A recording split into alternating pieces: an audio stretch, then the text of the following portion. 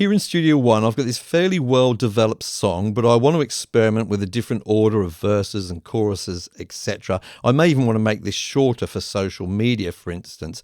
So first of all, let's look at the traditional methods that you may have tried to do this, using sort of copy and paste, etc. Okay, and in this example, what I'm going to do is take this second verse here, which I've sort of highlighted here. I'm going to replace it with the third verse, which is over here, but I actually want to get rid of that third verse as well. Now, thankfully, I've been using markers. You can see those at the top there, so it makes it a little bit easier for me to see which section is which. So if you were using this method, markers are a great help.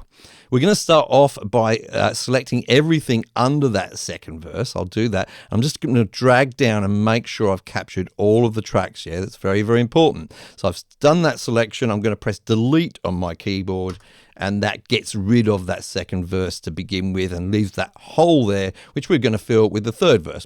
So I'll go ahead and do the same with the third verse. I'll select it, making sure I'm dragging all the way down to grab everything underneath, And what you might try at this point is just dragging it over like so. Just grab it and drag it across, That's fine, but you've still got this hole to deal with. It's not that easy to deal with this. I'm going to show you how I would actually do it. I'll undo that. Now, actually, I'm going to make this selection again, because as you can see, I've got a little bit of a problem. At the bottom, it's selected this whole string track here, which I don't want to do. I only want that section. So that's an example of the kind of thing you have to be very careful of, right? I'm going to make this selection again, drag it down to the bottom, and this time what I'm going to do is press Control-C on the keyboard to copy all of that to the clipboard, okay? And I better make sure I act quick before I copy anything else to the clipboard. So what you could do as well at this point is press delete on the keyboard. That leaves that big hole. We don't want to do that, so I'll undo that, and instead I'll press Control-Alt-D. That deletes time as well as all the content there. So you can see everything shuffled up. Cool, I'm nearly there. Now I'm going to move my cursor to the beginning of the section where I want to paste to. I've got to make sure before I paste that I've got this top track selected. Let's see what happens if I have another track selected. I'll paste by pressing Control-V. Everything's in the wrong place, it's all down here, Don't want that. So I'll make sure I've selected the top track there. I'll press Control-V. And I'm done. And I think you'll agree there was a lot of steps there involved, which probably deter you from even trying this, to be honest with you. You could get yourself in a hell of a muddle in this way. So let's look at how you would do this by using the arranger track. I'm going to swap my view over to another song that I've got loaded, well, the same song, but this time I've already set up the arranger track. You can see it at the top here, and you can see all of the verses and choruses nicely colored there. So let's do the same thing again. We've got the third verse here, we want it to replace the second verse, and we want to get rid of the third verse. So all I do is just grab it here, drag it across, drop it on top. You can see the tooltip says replace. Hey presto, I'm done. As simple as that. Now, what if I didn't want to actually delete that third verse? I just want to use it to replace the second verse, but I want to leave it in place as well. I just hold Alt on the keyboard, or Option if you're on Mac, and drag it across. I can still replace the second verse, and it's still left the third verse in place. Very, very easy, I think you'll agree, in comparison to the first method. So how do we actually set all this up so that we can use it?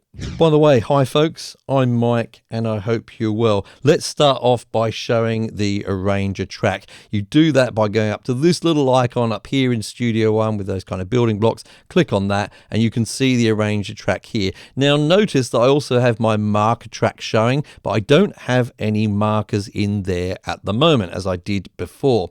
Now if I'm planning to use the arranger track, there's a good reason not to set up the markers yet, and we'll talk about that a little bit later. But let's start off by defining some sections within the arranger track that we can easily move around later. So in the arranger track, I'm going to hold Control on my keyboard, that would be Command on Mac, and then just drag out or draw a section here, okay? Now you can see here that Studio One has attempted to guess at what this would be called, and in this case it's correct. This is the intro, so that one is already done. Let's do the next one. Again, I'm going to press Control on my keyboard or Command on Mac, and then just drag out this section, which is the verse. And again, Studio One has guessed that this would be called the verse. It doesn't always get it correct. We'll look at that in a moment. But I don't like the color at the moment. It's the same color as the intro here. So I'm going to right click on this section here, and I am going to just change the color to a nice green color like so. All right, so now I've got my green verse there. Now you'll notice at this point, if you have your inspector open, which I do, it's over here on the left. If you can't see it, press F4 on the keyboard, yeah, to see it. You'll notice that all of these sections are also appearing over here. You can use this later to move things around or do the kind of operations we're doing at the moment, you know, coloring, renaming, all that kind of thing. Anyway, we'll move on to the next one. I'm going to press Control on my keyboard, drag out a new section here, and this time you'll notice that it has actually named it incorrectly. All right, this is actually another verse. Let's call it chorus. So I'm going to go in, I'm going to right click here, and I'm just going to double click on the name here, and I'm going to type in verse like so. Okay, press escape to get rid of that dialogue, and then I'm going to do the next section, which is this one here. Press Control on my keyboard, Command on the Mac, drag that out all the way over to here. It thinks this is a bridge. It's incorrect. I'm going to right click. I'm going to call it chorus. Okay, cool. That's the naming done, and let's change this to kind of a purple color. Okay, and I'll press escape to get rid of that. So you get the idea. This is how you easily create your little sections that you're going to be able to easily manipulate later. Okay, I'm not going to bore you with me doing this for the whole song, so let's fast forward this section of the video. So once you've got your sections defined, the rest is a breeze. As you saw earlier on, I could just grab something like this verse. I could take it and drop it on top of this chorus. It will replace it. It will get rid of it from the original location or not, as we saw in the beginning. I'll undo that.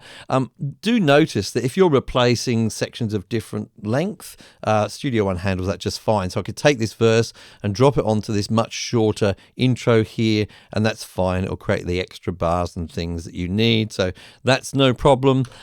You can also do things like delete whole sections. Now, be careful when you do this. You may fall into the trap of perhaps selecting the section and pressing delete on the keyboard. That's not going to work. It just deletes the section definition. So I'll undo that. What you need to do if you want to just delete a whole section is right click, yeah, and then just go down to delete range, and then that gets rid of the whole content and everything. All right, you might want to assign that to a keyboard shortcut if you think you'll be doing that a lot. Another thing you can do is duplicate a section. So let's go to the intro at the beginning here. I'll just press D on the keyboard, and you can see it just duplicates the whole section there. And you can do all of this over in the inspector over here. You can see all of those same sections. I can move them around in just the same way. The only difference here is I've got some buttons that can help me along, so I can get rid of a section by pressing minus here, yeah, like so. Or I could duplicate a section by pressing the duplicate button, like so. Okay, so either or, it's up to you, whichever suits your workflow the best. So as I mentioned earlier, I didn't start this process by creating any markers at all, and I'll show you why. I'm going to go up and make sure that my arranger track is selected. Then I'm going to press Control A or Command A if you're on the Mac on the keyboard to select all of those sections which I've created. Then I'm just going to right click on any of them and go down to create markers from arranger sections. And you can see it automatically creates the markers there, and it names them according to the section. So it saves quite a bit of work there. Now you may be thinking to yourself, well, why would I even now bother with markers? Because, you know, these sort of arranger sections are much clearer. It's easy to see where the different parts of my songs are. Well, a couple of reasons actually. First of all, markers can be useful for navigating with your transport. So on your transport bar down here, you'll see these buttons, and these enable you to, you know, go backwards and forwards to different markers. Okay, so that's one reason you may use that, and that's particularly useful if you're using the remote app. I use that quite a lot when I'm recording. Another reason is you may want to mark things which aren't anything to do, you know, with verses or chorus or sections of songs. It might just be something that you might note when the vocal comes in or something like that. So that's why you may create some markers that don't line up with the sections. The scratch pad in Studio One is a whole other feature worthy of its own video. So I'm just going to tease you here by showing you just how useful it is when combined with the arranger track. I've got this fifth verse here, yeah, and if we look down here, halfway down, there's a whole bunch of harmony vocals here. Now, I want to actually use this verse in some other parts of the song, but I don't want it to have all of these harmonies. I want to create a variation, in other words.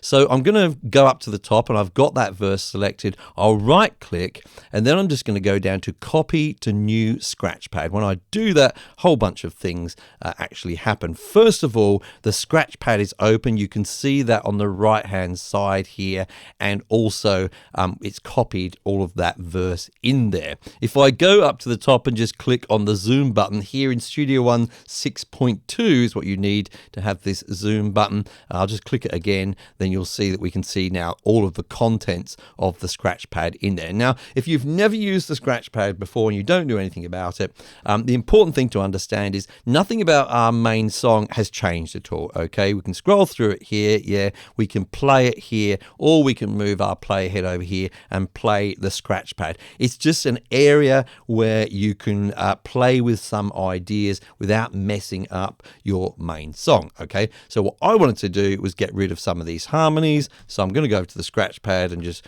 delete some of these events here. They're all gone, and that's fine. So I've got this variation of that original verse, but the original verse, of course, hasn't changed. Now I can simply take this variation, yeah, and I can just drag it to where I want to use it in the song. So if I want to drag it all the way over here to just after the intro, I can do that. I may not have mentioned this earlier. You can move things to in between other things by just going in between them. That line appears, and then just release. Yeah, and you can see that that verse has simply appeared there with that variation, with the harmonies removed that I had in the original over here. So incredibly useful, incredibly powerful. Now, there's not one scratch pad in Studio One. You can have apparently an infinity number of scratch pads, or a lot, in other words. All right, so this is a great play area where you can adapt things before you start to move them and arrange them in your main song. So if you'd like me to make a whole video about the scratch pad, let me know in the comments down below. In the meantime, if you'd really like to save time with your workflow in Studio One, you should be making use of macros. Haven't used them yet? Make sure you watch this video here and learn how.